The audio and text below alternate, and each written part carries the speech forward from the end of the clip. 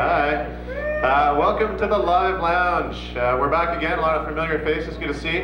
For those who don't know, I am Lee Wagner. I'm the Director of Canadian Talent Development for Live 85. This is week 4 in our 5-week Big Money Workshop, where we bring in some fantastic, knowledgeable, experienced industry-type people to come and share their wisdom and their knowledge for you so you can go out and conquer the world musically.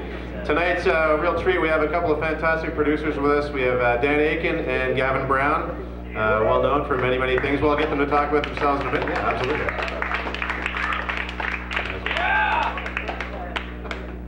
So as always, I'll throw some questions at them and we'll find out some interesting stuff from them. And we have a little mic up here. When we get to the Q&A session, you can come up and ask questions of your own. So without any further ado, who wants to get started? Should we get going? Do it! All right, thanks. That's yes. Thank you for that token response. Well, let's talk about producers in general. Everyone knows producers make records and bands go to producers to get records made. What exactly does a producer do? Maybe we'll start someone over here. Good question. It's a very good question, actually. Thank you. Yes, well researched. Record producer. Took me a half hour to come up with that. Yeah.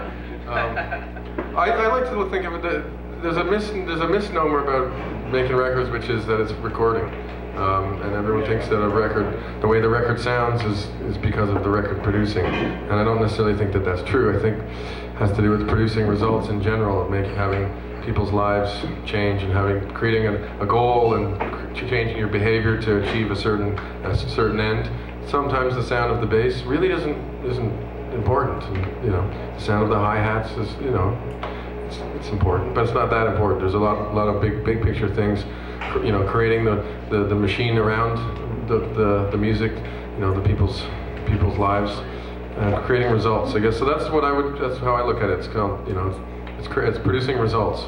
I'm also not an engineer. Dan's a genius engineer as well. So maybe that's my bias on things. So, it starts with the songs and ends with people listening to the music and enjoying it and hopefully buying it so that we can make it more music. And so, when you get into the studio, basically, you should just be able to hit record and have it done. Most bands put emphasis on getting in and getting their big guitar tone. And as Gavin says, by then, you've got it all mapped out. You get in there and the recording should just happen more than it being like, here's my big chance to make my big guitar sound. Yeah, it's been done. All the guitar sounds have been done before. Like we're going to try our best to make it sound great. But I like to say that my job is done before we press record. Like that's my job is done, or else I'm wasting people's time and money by going into the studio. Yes, there's things we play with our gadgets and have fun with our 12 tape delays in succession. It's fun, but that's not. That's not the point. That's not really the point. The point is to make a clear communication. We're professional communicators. If I can't have somebody hear the music and have them feel something from it in their own experience, it's not about the band's experience with the music, it's about the audience's experience with the music, then I haven't done my job. If it's like somebody, fulfilling their personal whims about how they think they're John Lennon, well, I'm not the right guy to make that record. Because that's not a successful, clear communication.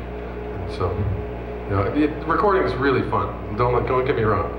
The recording is a lot of fun, but it starts way before then. So.